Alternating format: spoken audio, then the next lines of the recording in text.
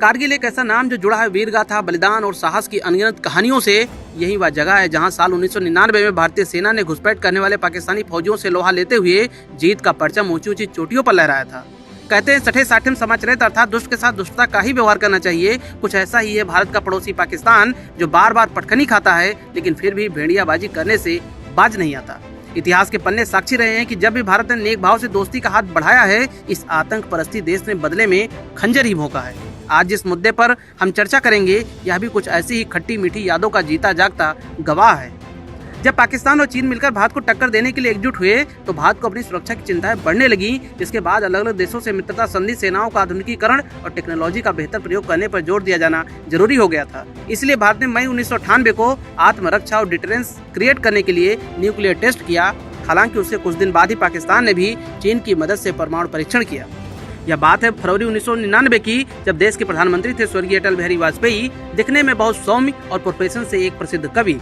उनका दृढ़ विश्वास था कि बिना पड़ोसी देशों के विकास से भारत भी तरक्की का मुकाम हासिल नहीं कर सकता। इसलिए उन्होंने पाकिस्तान से बेहतर संबंध स्थापित करने के लिए लाहौर तक की बस यात्रा किया और दुनिया को संदेश दिया कि भारत भगवान बुद्ध की भूमि है, न कि युद्ध की। भारत दोनों देशों के नागरिकों के बीच बेहतर संबंध का हमेशा से हिमायती रहा है, क्योंकि दक्षिण एशिया में तभी शांति, स्थिरता और भाईचारे का प्रसार हो सकता है। लेकिन कायर और बुज़दिल लोग ऐसे इनिशिएटिव को कमजोरी मान बैठते हैं, जिससे शांति और तरक्की को व्यवधान का सामना करना पड़ता है। और यही हुआ लाहौर बस यात्रा के बमोस के 100 दिन के भीतर। 3 मई 1999 को पाकिस्तानी सेना ने यह युद्ध तब शुरू किया जब उसने लगभग 5000 सैनिकों के साथ कारगिल के चट्टानी पहाड़ी क्षेत्रों में ऊंचाई पर घुसपैठ करके उस पर कब्जा कर लिया। जब भारत सरकार को इसकी जानकारी मिली तो भारतीय सेना द्वारा घुसपैठियों को वापस खदेड़ने के लिए ऑपरेशन विजय शुरू किया गया। दरअसल 1998-99 में सर्दियों के दौरान पाकिस्तानी सेना ने गुप्त रूप से सियाचिन ग्लेशियर पर दावा करने के लक्ष्य के साथ इस क्षेत्र पर हावी होने के लिए कारगिल के पास सैनिकों को प्रशिक्षण देकर भारत भेजना शुरू कर दिया। पाकिस्तान इस बात पर अंतर्राष्ट्रीय ध्यान चाहता था ताकि भारत पर सियाचिन ग्लेशियर क्षेत्र से अपनी सेना वापस लेने और भारत को कश्मीर विवाद पर बातचीत करने के लिए मजबूर किया जा सके। दूसरी ओर दुनिया में इस बात का हाहाकार मचा हुआ था कि दोनों देश परमाणु संपन्न हैं और कहीं यह स्मॉल स्केल वार न्यूक्लियर वार में न कन्वर्ट हो जाए। क्योंकि अभी कुछ वर्ष पहले ही भारत ने एलपीजी रिफॉर्म करके खुद को दुनिया से संबद्ध किया था, लेकिन परमाणु परीक्षण के बाद कई पश्चिमी देशों ने भारत पर आर्थिक प्रतिबंध लगा दिए थे और अब इस युद्ध ने एक नई चुनौती उत्पन्न कर दिया था। तत्कालीन अमेरिकी राष्ट्रपति बिल क्लिंटन को गुप्त सूचना मिलती है कि अगर भारत युद्ध नहीं रोका तो पाकिस्तान परमाणु हमले करने से भी नहीं घबराएगा। ऐसे में भारतीय प्रधानमंत्री को लगभग धमकाते हुए अंदाज में युद्ध को रोकने की बात कही।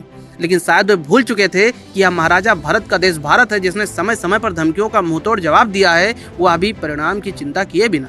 उस टेलीफोनिक धमकी के उत्तर में प्रधानमंत्री ने कहा कि राष्ट्रपति जी, ये बात आप पाकिस्तान से कहिए, क्योंकि युद्ध उन्होंने शुरू किया है, हमने नहीं। और अगर रही बात परमाणु हमले की, तो यह जान लीजिए कि पहले हम प्रयोग करेंगे नहीं, लेकिन यदि पाकिस्तान ने किया तो उसका नामो निशान मिटना निश्चित है।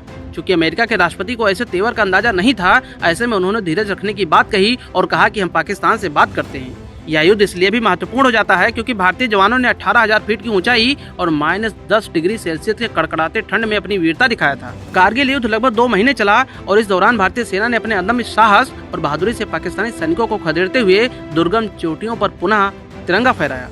भारतीय सेना के अधिकारी कैप्टन विक्रम बत्रा जैसे अनेकों सैनिक युद्ध के दौरान अपनी बहादुरी और साहसिक कारनामों के लिए राष्ट्रीय नायक बन गए। आज के इस विजय दिवस पर देश की अखंडता और संप्रभुता की रक्षा में सर्वस्व बलिदान देने वाले अमर शहीदों को अश्रुपूर्ण श्रद्धांजलि।